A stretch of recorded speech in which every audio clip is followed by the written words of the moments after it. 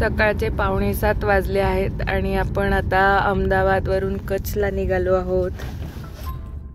बाहेर खूप छान वातावरण आहे, सगळीकडे धुकं पसरलेलं आहे आणि मस्त असं सूर्योदय पण बघायला मिळतोय।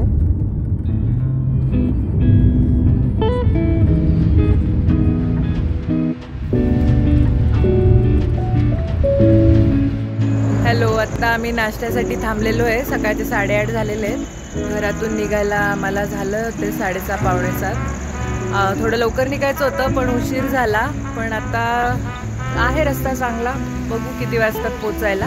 8 तासाचा रस्ता दाखवत आहे। Let's see. मस्त गरम गरम मेथी ठेपले खाल्ले, दही लोणचं, छान असा नाश्ता केला, हेवी असा, आणि निघालो पुढच्या प्रवासाला। तर रस्त्यात थोडासा थेंब थेंब पाऊस पडायला लागलेला आहे। तुम्हाला जेठालाल माहिती आहे का, तारक मेहता का उल्टा चष्मा मधला, त्याचं बचावगाव पण आम्हाला लागलेलं रस्त्यात। भुज जवळ पोचायला लागल्यावर काही जागी मिठागर पण दिसले, जिथे सॉल्ट बनतं, आणि त्यांच्या कंपन्या पण होत्या खूप साऱ्या ज्या रस्त्यात लागल्या, आणि थोडंसं ट्रॅफिक पण लागलेलं आम्हाला मध्ये, रस्त्याचं काम चालू असल्यामुळे। दुपारी 1-1:30च्या आसपास आम्ही भुज सिटीजवळ पोचलेलो। मग आम्ही सिटीत जायचं ठरवलं, कारण भूक पण लागली होती। मग तिथे हॉटेल शोधलं आणि आम्हाला गाडीमध्ये डिझेल पण भरायचं होतं। भुजमध्ये पण बघायला खूप काय आहे, तर तिथे आईना महल, स्वामीनारायण टेम्पल तिथलं तर खूप मोठं आहे, छान आहे, पण ते बंद होतं आम्ही गेलेलो तेव्हा। 4 वाजता ओपन होणार होतं ते। पेट्रोल पंपावर मग आम्ही जरा थोडी विचारपूस केली की जवळपास कोणतं छान हॉटेल आहे। मग त्यांनी जलेबी हॉटेल म्हणून एक सांगितलं, ते मग आम्ही तिथे गेलो। मग तिथे गेल्यावर तिथला ॲम्बियन्स पण खूप छान, आणि जेवायला खूप सारे चटणी पापड एवढे मोठे दिले होते।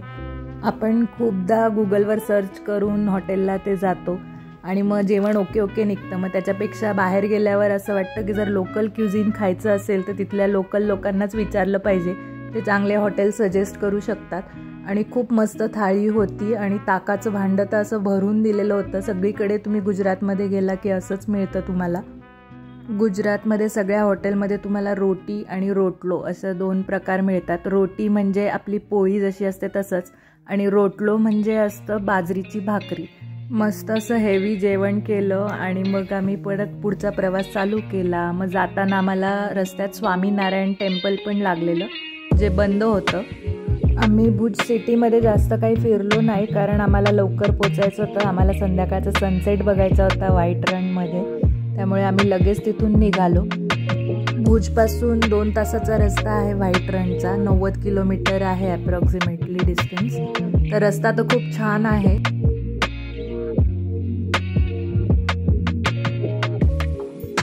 आम्ही 4:15-4:30च्या आसपास रिसॉर्टला पोचलेलो आमच्या। आम्ही ज्या रिसॉर्टमध्ये बुकिंग केलेली त्याचं नाव होतं गेटवे टू रन रिसॉर्ट, जे धोरडो गाव आहे त्या गावामध्ये आहे, आणि या रिसॉर्टच्या बाजूलाच टेंट सिटी बनलेली आहे। तर एकदम 4 ते 5 मिनिटाच्या अंतरावर आहे टेंट सिटी इथून। गव्हर्नमेंटचंच रिसॉर्ट आहे हे पण, आणि इथे आम्ही ऑनलाईन बुकिंग केली होती, 1 महिना आधीच बुकिंग केली होती आम्ही। आमच्या बुकिंगमध्ये ब्रेकफास्ट आणि डिनर इन्क्लुडेड होतं, लंच नव्हतं। पण इन केस जर तुम्ही करणार असाल हॉटेलमध्येच त्यांच्या लंच, तर त्यांना पहिले इन्फॉर्म करावं लागतं आणि पे करावं लागतं चार्जेस। द टेंट सिटीचं बुकिंग न करण्याचं मेन कारण आमचं हे होतं की त्यांची इटरनरी फिक्स होती, आणि ते त्यांच्या व्हेकलनी फिरवणार होते, आणि ते तुम्हाला पिकअप आणि ड्रॉप पण करतात एअरपोर्ट किंवा ट्रेन स्टेशनवरून। पण आमची स्वतःची व्हेकल असल्यामुळे आम्हाला ते नव्हतं लागणार सगळं, म्हणून तिथे आम्ही बुकिंग नाही केलं। रूमच्या बाहेर मस्त गार्डन होतं, झोका होता, त्यांनी खाट पण टाकली होती बसायला। मग तिथे रात्री मस्त बसून एन्जॉय करता येत होतं। छान होती रूम, पण मोठी होती। हा जो रूमचा प्रकार आहे याला भुंगा म्हणतात। तर त्याच्यामध्ये AC भुंगा, नॉन AC भुंगा अशा वेरियस टाईप्स आहेत काय, आणि त्याच्यातून तुम्ही बुकिंग करू शकता।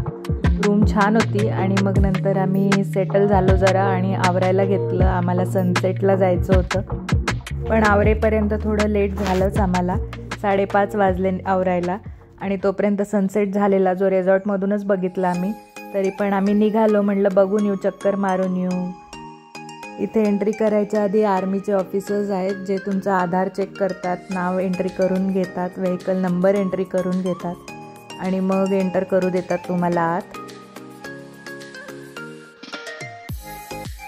आम्ही गाडीचं सनरूफ उघडलं आणि वरती जाऊन उभं राहिलो आणि छान वारं सुटलेलं होतं, मस्त वातावरण होतं, सनसेट झालेला होता, इकडून चंद्र उगवलेला दिसत होता।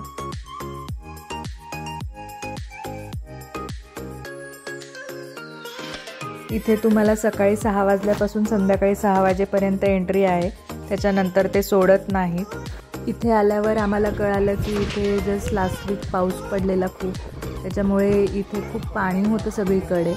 व्हाईट डेझर्ट जे बनतं ते बनलं नव्हतं, तर तुम्ही थोडंसं लेट आलात अजून डिसेंबर किंवा जानेवारीच्या वेळेस तर तेव्हा बनलेलं दिसेल तुम्हाला कदाचित, पण आम्हाला तर दिसलं नाही पावसामुळे।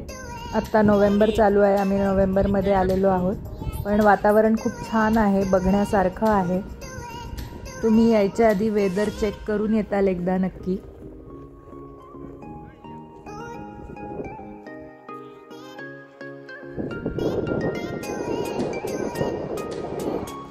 आम्हाला पौर्णिमेचा चंद्र बघायचा होता इथून, आणि उद्या त्रिपुरारी पौर्णिमा आहे, तर उद्या परत एकदा येणार आहोत आम्ही इथे चंद्र बघण्यासाठी।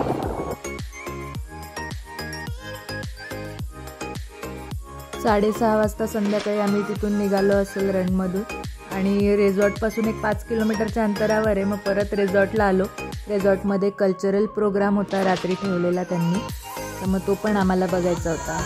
आम्ही 2 दिवस इथे राहणार आहोत, तर मग आज कल्चरल प्रोग्राम बघून उद्या संध्याकाळी दुसरं काहीतरी करायचा प्लॅन आहे, तर मग आजचा कल्चरल प्रोग्राम आम्ही इथला बघितला।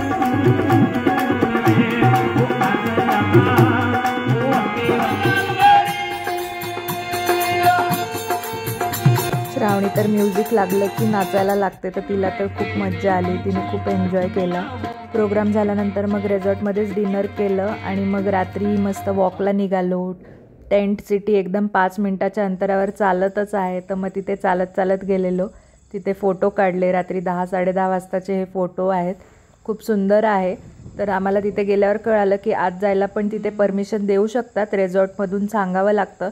मग उद्या आपण जाणार आहोत टेंट सिटीच्या आत, आणि उद्या अजून काय काय बघणार आहोत आजूबाजूला हे पण बघूयात। तर असा आपला रोड ट्रिपचा आजचा 3रा दिवस होता। पहिल्या आणि दुसऱ्या दिवसाचा पण मी व्हिडिओ तुम्हाला डिस्क्रिप्शन लिंकमध्ये शेअर करते, तुम्ही बघितला नसेल तर तो पण बघा, आणि हा व्हिडिओ कसा वाटला नक्की सांगा। बाय।